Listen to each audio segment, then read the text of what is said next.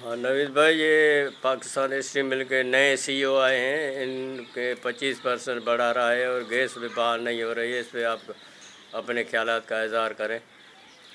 बहुत शुक्रिया। सबसे पहले तो मैं A1 TV के का शुक्रगुजार हूँ और बिलखसूस अस्कर भाई आपका कि आपने कीमती वक्त में से वक्त निकाला और जो स्टील मिल के इस वक्त हालात हैं, बिलखसूस जो आपने अभी जिक्र किया, जो हमारे नए CEO साहब जो तैयार साहब जो आए हैं, आए हुए भी इनको टाइम हो गया है, 2-2.5 महीने हो गए हैं इनको। और आते ही इनके जो कुछ इक़दामात इन्होंने उठाए हैं, उससे एक स्टील मिल के मेहनतकशों को कुछ उम्मीदें भी इनसे वाबस्ता हुई हैं।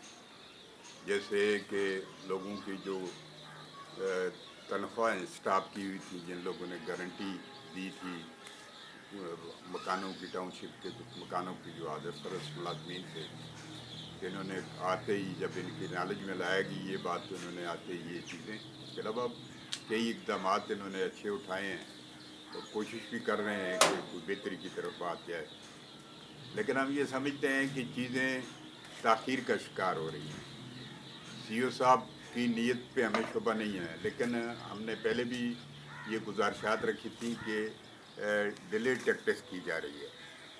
CEO साहब की खिदमत में हम ये गुजारिश रखना चाहेंगे कि CEO साहब, स्टील मिल के लोगों के साथ जो हालात बने और जिस तरीके से स्टील मिल के मुलाजमीन को बरतरफ किया गया, जिस तरीके से उनको निकाला गया, पाकिस्तान की पूरी हिस्ट्री में इस तरह की सूरत हाल कभी नहीं हुई।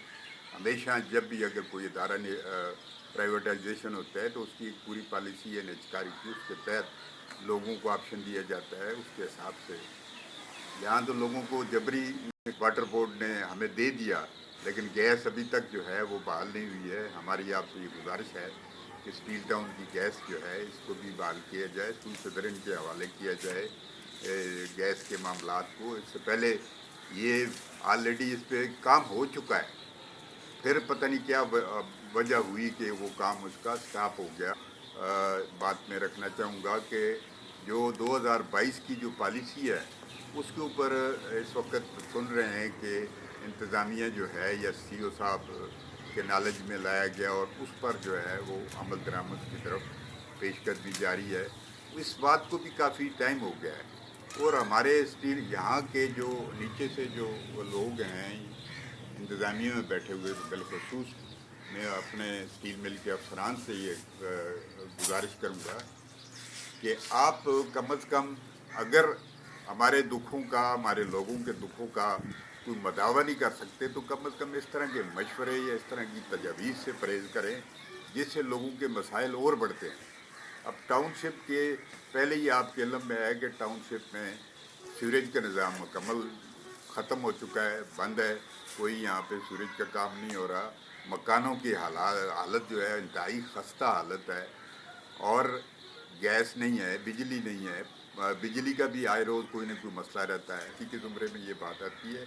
CEO साहब से हमारी ये गुजारिश है कि सरेदस्त जो है, अगर आप पहले तो हमारी ये 2022 की पॉलिसी पे भी रिजर्वेशन है, लेकिन अगर आप 2022 की पॉलिसी के तहत लोगों को रिटायर्ड, रेटरेंच और बाकी अगर लोगों को आप मकान किराए पे देना चाहते हैं एग्रीमेंट के तहत, तो कम अज़ कम ये 25% किराया इंक्रीज करके ये कम अज़ कम ये में हम समझते हैं कि ये नाइंसाफ़ी के ज़ुमरे में ये बात आती है।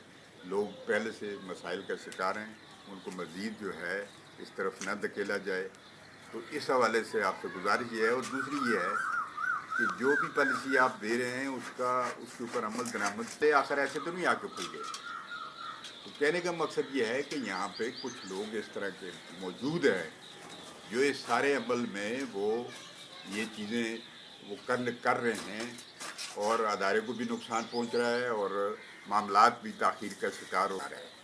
क्या करने जा रहे हैं अभी तक आजकल हो रही है कि अभी जल्द ये हो जाएगा, रशियन की तरफ ये मामला अदारे जो हैं दोबारा इसकी बिल्डिंग जो करने जा रहे हैं, रशिया इस पर रीबिल्ड करेगा, लेकिन अमली तौर पर अभी तक हम कोई चीज़ नहीं देख रहे हैं। हम पाकिस्तान की खासकर जो हुक्मरान तबका है और